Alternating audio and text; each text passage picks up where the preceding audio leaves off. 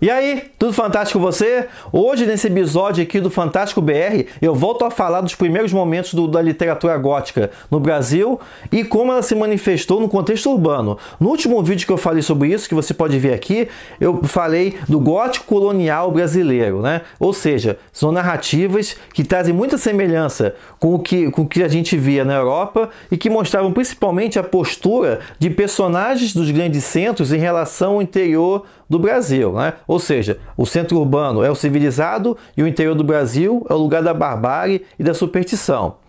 Mas, além do gótico colonial, a gente vai ver que nas primeiras décadas, nos primeiros anos do século XX, a gente pode observar a nítida presença de um gótico urbano, um gótico centrado nas cidades, cidades que estavam numa busca obsessiva pela modernidade e que marca bem essa presença de diversos elementos que também a gente encontra em narrativas góticas inglesas.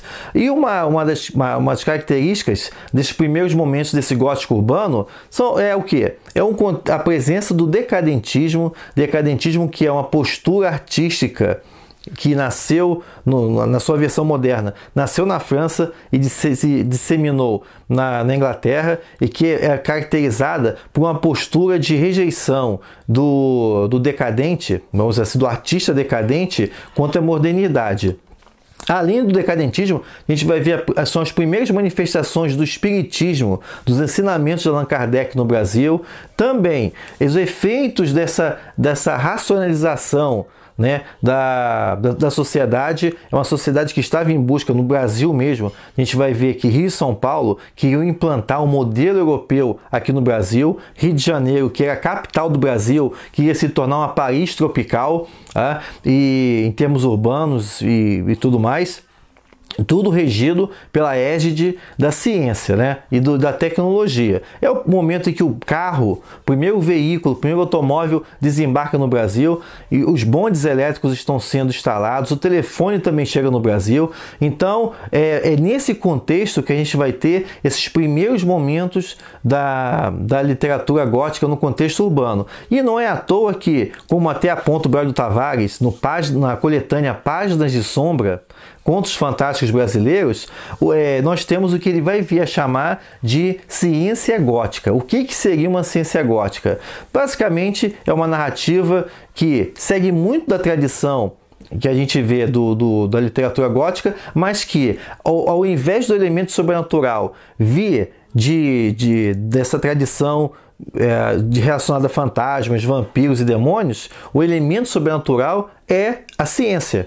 É, por exemplo, a eletricidade, é o telefone que chega e deixa as pessoas atônitas. Como é que isso funciona? Isso é algo sobrenatural. Um conto que até ilustra bem essa questão da ciência gótica é o conto A Conversão, do Coelho Neto, que vai trazer o quê? Traz um diálogo entre dois amigos, onde um deles está estarrecido, porque ele descobriu que, por meio do telefone dele, ele podia conversar com a filha que havia falecido há muito tempo. Então você vê aí como a introdução de um aparato tecnológico da época, o telefone, que era novidade, causava tanto estranhamento, causava tanto fascínio, que as pessoas enxergavam ali nele uma qualidade sobrenatural, que era um aparato que poderia até subverter os limites entre a vida e a morte. Então esse conto, A Conversão, é bem ilustrativo desse fascínio, desse temor também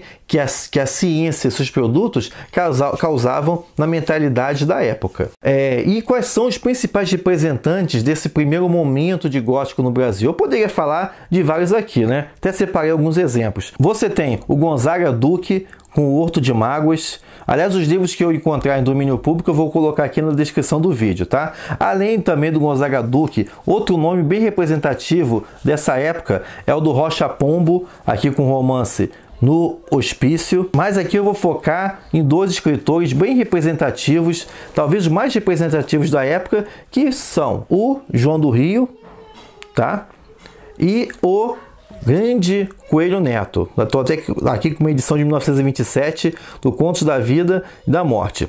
No caso, até falando do João do Rio, o que a gente observa é que o João do Rio, enquanto jornalista, né, ele teceu várias narrativas em contos, em crônicas de jornal, peças de teatro também, onde ele mostrava como um bom decadente que ele era. Ele mostrava tanto um encantamento com o progresso, como também um forte lado crítico, né, de que ele observava a transformação que a ciência provocava, principalmente nas camadas mais populares. Esse é o momento em que no Rio de Janeiro, por exemplo, vários cortiços foram derrubados, aí também até o nascimento das próprias favelas no contexto do Rio de Janeiro.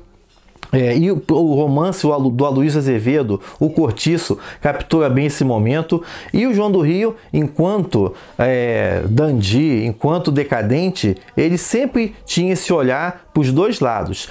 João do Rio, que foi um dos grandes responsáveis por trazer Oscar Wilde, ele que introduz o Oscar Wilde no Brasil. E ele mesmo, João do Rio, ele incorporava toda aquela ambiguidade que o Oscar Wilde também marcava bem nas suas obras.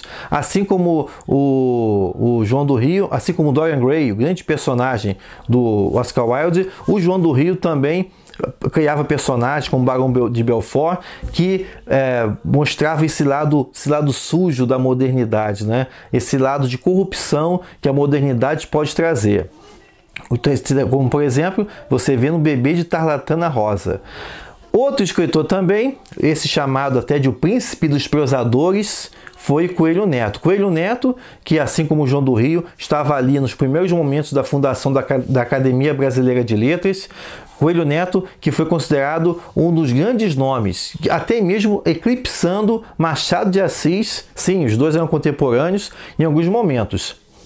Coelho Neto, uma verdadeira máquina de escrever, escrevia muito ele, escrevia conto, ensaio, peça de teatro, novela, o homem era uma máquina. E para ilustrar bem isso, eu vou deixar até esse romance aqui embaixo, é o romance A Esfinge. A Esfinge, que, se eu puder resumir isso, é uma mistura de o retrato de Dorian Gray com o Frankenstein. Tá? Porque quando você lê, você observa claramente a presença da obra da Mary Shelley, Frankenstein, ali, né? Nessa utilização de alquimia e também de elementos simbolistas, elementos espíritas também, esses princípios do espiritismo. E do outro lado, você vai observar também essa pegada do Oscar Wilde, né? Essa coisa bem decadentista, de toda uma sensualidade, uma certa imoralidade nos personagens ali apresentados. Então eu vou deixar daí embaixo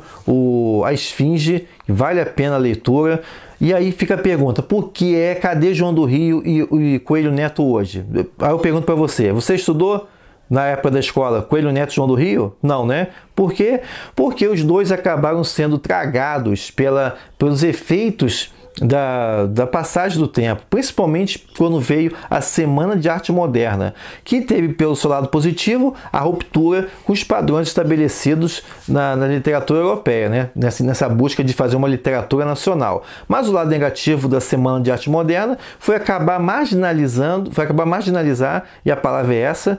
A Semana de Arte Moderna marginalizou esses primeiros momentos do gótico no Brasil, o que resultou até mesmo no ostracismo de vários escritores. O próprio Coelho Neto, que vendia mais, que era mais conhecido que Machado de Assis na época, hoje está relegado a ser apenas conhecido como um bairro do subúrbio do Rio de Janeiro. Já o João do Rio não, vem sendo resgatado com o passar do tempo. Hoje é um escritor também que volta a ser pesquisado, volta a ser lido, e também vou deixar aí para você ver esse olhar rico do João do Rio em relação às transformações do Rio de Janeiro no começo do século XX. E eu termino o vídeo com a seguinte pergunta: você gosta de literatura de distopia? Então, não perca o próximo episódio aqui da série Fantástico BR, onde eu vou mostrar o surgimento da literatura de distopia nos anos de 1920 e 1930.